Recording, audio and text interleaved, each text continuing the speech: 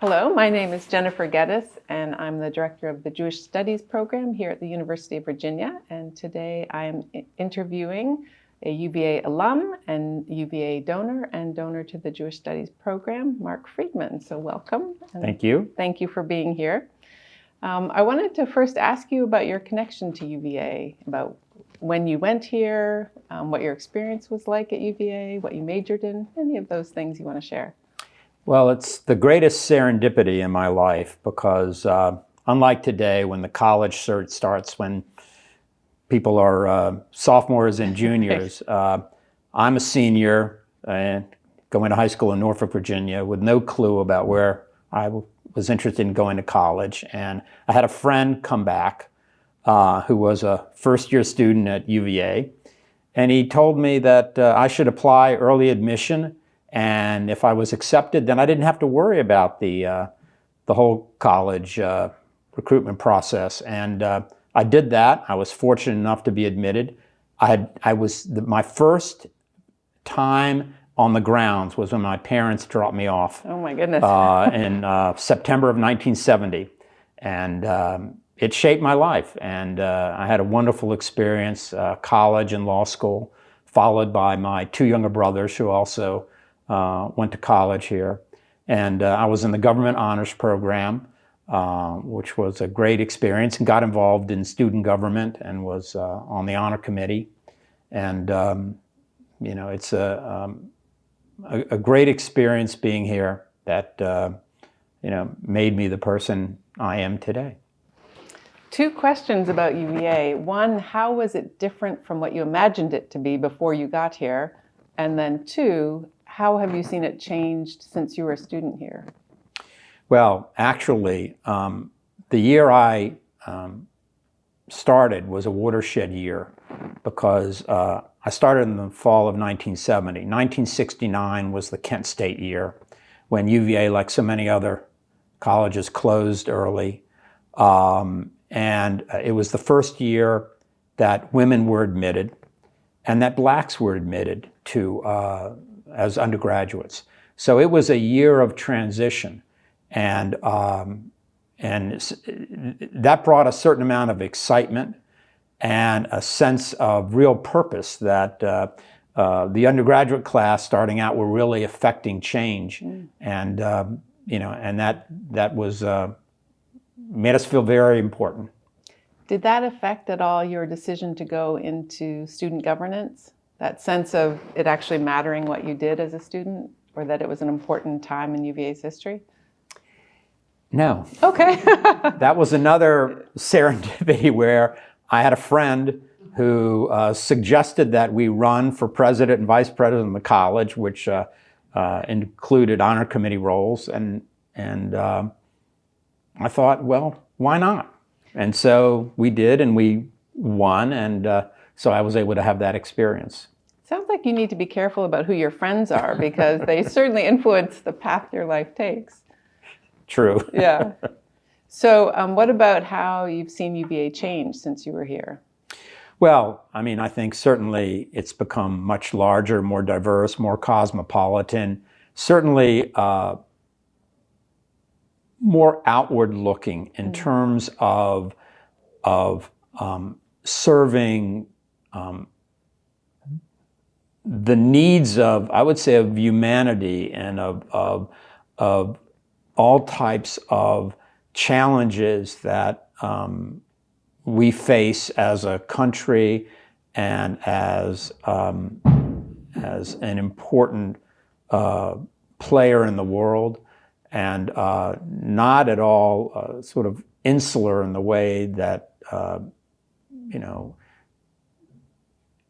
I would say UVA tended to be somewhat when back some 50 years ago. Can I ask you about what drew you to support the College of Arts and Sciences? So, a lot of people go to college and leave college forever, but we do find a lot of UVA alums feel really strong ties to UVA their sort of whole lives.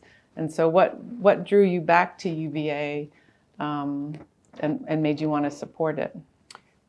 The endowment that I and other members of my family created was influenced by my father, who was the strongest influence in my life, who was born in Vienna, Austria in 1924, and whose life was shaped by his Holocaust experience of losing loved ones, not having control over your daily existence, and feeling hatred coming from so many others for no rational reason.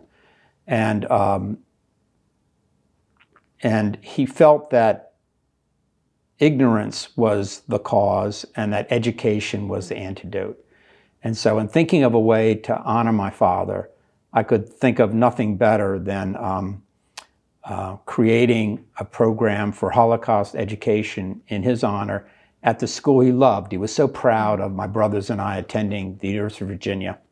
And I'm sure this is what he would have wanted us to do on his behalf. Yeah. I mean, can you say a little more about your father's life? This is a really, I think, beautiful way to honor him and to support. You've established a graduate fund for Holocaust Studies, which means that this will contribute to future teachers of the Holocaust, so that in universities, you know, for generations to come, there will be people who have been trained and supported because of your setting up this fund in his honor. So we would love to hear more about him, about what you think the experience of the Holocaust, how that shaped his life, how he remembered it or didn't remember it, how he thought it sort of, the lessons of what happened needed to be told or communicated to future generations? Well, on a personal level for him, as a young boy, he was a swimmer. And he was so excited to have his first meet, which was to be in the spring of 1938. And that's when Hitler was welcomed into Austria. And at that point, everything was closed down for Jews. And it may sound so trivial, but we think of what makes an impact on an individual as a young boy. He never overcame that loss. And of course, that was just one of so many. And then the struggle to find a way to leave, because the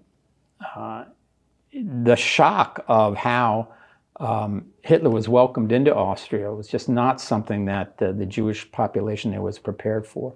And so many doors were closed. And my father was able to, through some connections beyond what was called the Kindertransport, England had a program where they allowed entry to 10,000 Jewish children. So he spent 1938 through 1940 in England during the Battle of Britain, when London was being bombed. And he spent many nights in the tube stations, as so many others did. And then he was fortunate enough to be able to come to the United States and finished high school here, and then was drafted twice, spent 5 years in the U.S. military. So this, as the oldest child, I'm the one he talked to most frequently. And he felt so fortunate to have had the opportunity to come to the United States, and how he was able to get education here and have a family here and have a normal life and to enjoy so many privileges and benefits. But the loss and the disruption to him was something that he never forgot. And it took me a long time to sort of understand how that really impacted him. Mm-hmm.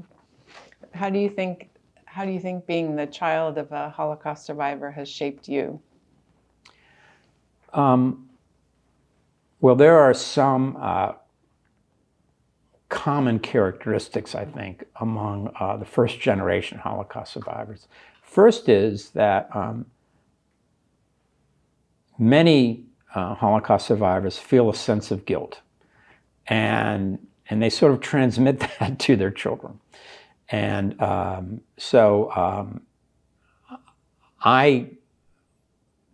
was imbued with that to some extent, that somehow I had to be mindful of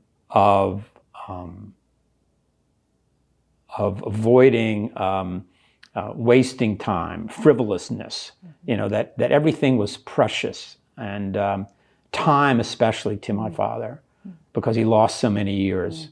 I think there was that aspect, and the sense of responsibility for family continuity, I think was something that was passed on to me, because so many family members were lost. Mm-hmm. When you think about sort of Holocaust education going forward and what you hope for it, and what you hope for the students supported by this fund that you've established in your father's name and honor, do you have hopes for how Holocaust education is done, or how it continues, or what students learn or think about or study?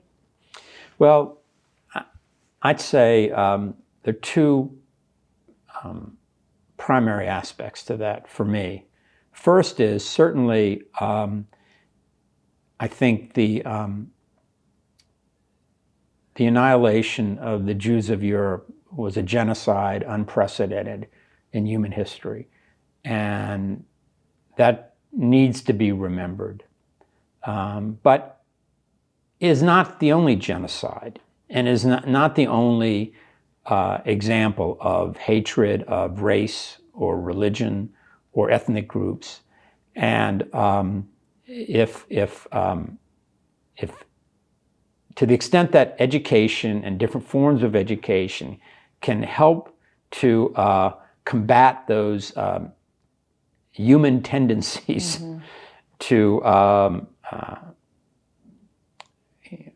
then I think it's a very worthwhile effort. Mm-hmm. Any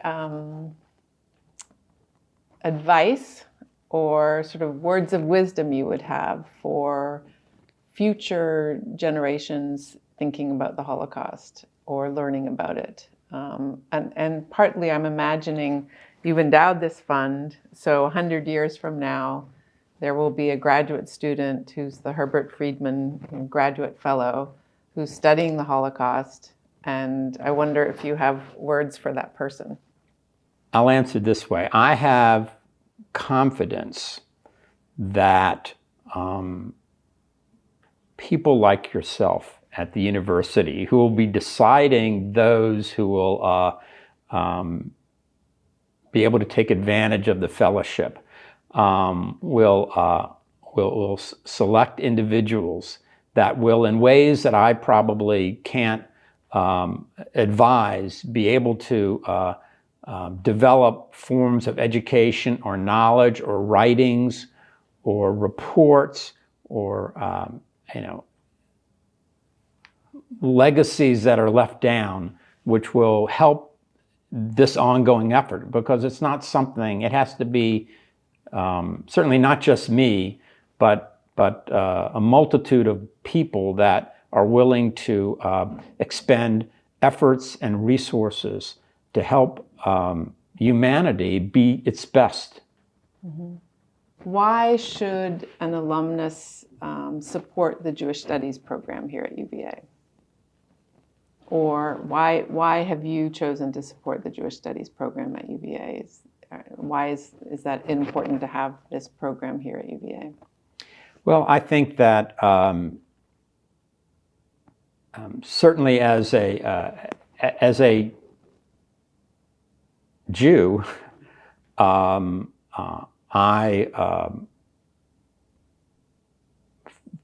believe it's an important part of a diverse university like UVA to have a world-class Jewish studies program that's available to Jewish students that want to learn more about their history, their culture, philosophy, religion, but also to non-Jews who are interested in learning about Jewish history, Jewish culture, Jewish religion, and Jewish philosophy. So I chose it not because there aren't other very worthwhile courses of study and programs at the university, but I felt this was one that I had a particular interest in and felt a particular responsibility to help support. Well, I want to thank you for establishing the Herbert Friedman Graduate Fund. It's an important part of Holocaust Studies at UVA and will make sure that it has a secure and well-funded future. And I really appreciate it. So thank you. Thank you.